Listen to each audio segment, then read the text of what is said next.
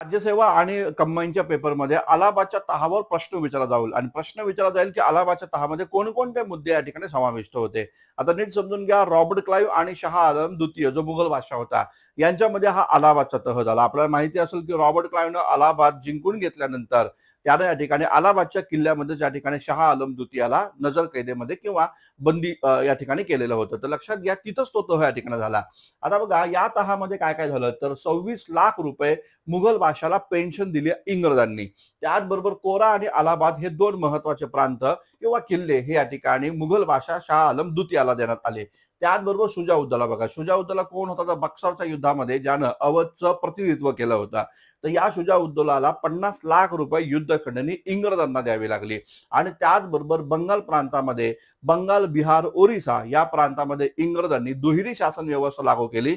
या दुहेरी शासन व्यवस्थेअंतर्गत प्रशासकीय प्रमुख हा या ठिकाणी बंगालच्या नवाबाला बनवलं गेलं आणि महसूल किंवा दिवाणी हक्क अधिकार ईस्ट इंडिया कंपनीच्या ताब्यामध्ये आले.